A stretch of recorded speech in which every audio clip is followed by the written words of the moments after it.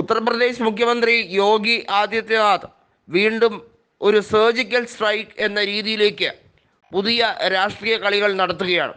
തൻ്റെ മുഖ്യമന്ത്രി കസേര സംരക്ഷിക്കാൻ കേന്ദ്ര നേതൃത്വത്തെ തൃപ്തിപ്പെടുത്തിയേ മതിയാവുകയുള്ളൂ എന്ന് അദ്ദേഹത്തിന് നന്നായി അറിയാം. അതിനുവേണ്ടിയുള്ള രാഷ്ട്രീയ ഗിമിക്കുകൾ വീണ്ടും ആരംഭിച്ചിരിക്കുന്നു. നേരത്തെ അദ്ദേഹത്തിന് ലഭിച്ചിരുന്ന ഇരട്ടപ്പേരെന്നത് ബുൾഡോസർ യോഗി എന്ന രീതിയിലാണ്.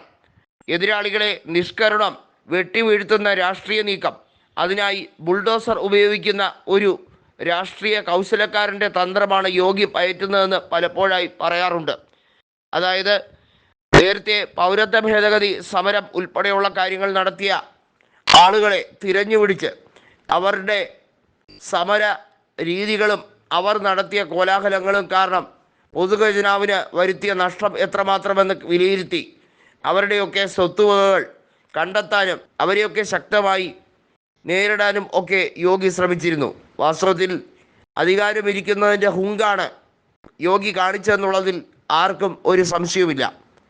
ഇത്തവണത്തെ ലോക്സഭാ തെരഞ്ഞെടുപ്പിൽ യോഗിയുടെ നേതൃത്വത്തിൽ BJP ഉത്തർപ്രദേശിൽ വലിയ പോരാട്ടം നടത്തിയെങ്കിലും തകർന്ന് തരിപ്പണമാവുകയാണ് ചെയ്തത്. വർഗീയതയ്ക്ക് യാതൊരു സ്ഥാനവുമില്ല എന്ന് ജനങ്ങൾ തെളിയിക്കുകയും ആളുകൾ സമാജ്വാദി പാർട്ടിക്കും കോൺഗ്രസിനും അനുകൂലമായി ചിന്തിക്കുകയും ചെയ്തത് യോഗിക്ക് വലിയ ഭീഷണിയായി. ഉപമുഖ്യമന്ത്രിമാരായ കേശവ് പ്രസാദ് മൗര്യയും ബ്രിജേഷ് പഥക്കും യോഗിക്കെതിരെ തിരിഞ്ഞത് മറ്റൊരു രീതിയിൽ വെല്ലുവിളിയായി. കേന്ദ്ര നേതൃത്വം യോഗിയെ രാജിവെക്കേണ്ട എന്ന് പറഞ്ഞുവെങ്കിലും സംസ്ഥാനത്തിനകത്തുള്ള പൊട്ടലും ചീറ്റലും അതിരൂക്ഷമാവുകയും ചെയ്തു. നരേന്ദ്രമോദി തന്നെ യോഗി ആദിത്യനാഥിനെ അനുകൂലിക്കാൻ തയ്യാറാകാത്ത സാഹചര്യമായി. അതിന് കാരണമായത് മോദിയുടെ സ്വന്തം തട്ടകമായ വാരണാസിയിലുണ്ടായ തിരിച്ചടി തന്നെയാണ്.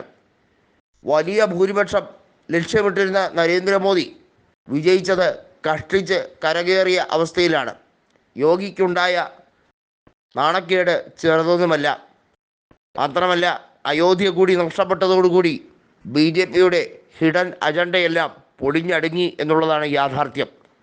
ഇപ്പോൾ ഉത്തർപ്രദേശിൽ മുഖം നഷ്ടപ്പെട്ട BJP മുഖം മിനുക്കാനുള്ള പരിപാടിയിലാണ്. എന്നാൽ അങ്ങനെ ഇങ്ങനെയൊന്നും ആ മാനക്കേട് നികത്താൻ കഴിയില്ല എന്നാണ് BJP നേതൃത്വത്തിൻ്റെ വിലയിരുത്തൽ. യോഗി എന്തൊക്കെ രീതിയിലുള്ള ജാലവിദ്യകൾ കാണിച്ചാലും ജനങ്ങൾ രണ്ടും കൽപ്പിച്ച് തന്നെ എന്നുള്ള രീതിയിലാണ്. യോഗി മാറാതെ ആ സംസ്ഥാനത്ത് വർഗീയത അവസാനിക്കില്ല എന്നാണ് അഖിലേഷ് യാദവ് പറഞ്ഞത്. അതിനുവേണ്ടി ഏതറ്റം വരെയും പോകാൻ താനും തൻ്റെ പാർട്ടിയും മതേതര ശക്തികളും ഒരുക്കമാണ് എന്നും പറഞ്ഞു കഴിഞ്ഞിരിക്കുന്നു. യോഗിയുമായി ചങ്ങാത്തം കൂടിയത് വലിയ രീതിയിലുള്ള വിനയായി എന്ന് ഇപ്പോൾ RLDയും പറഞ്ഞു തുടങ്ങിയിരിക്കുകയാണ്. വൈകാതെ തന്നെ RLD നേതാക്കളും മുന്നണി വിടുമോ എന്നുള്ളത് കാത്തിരുന്ന് കാണണം.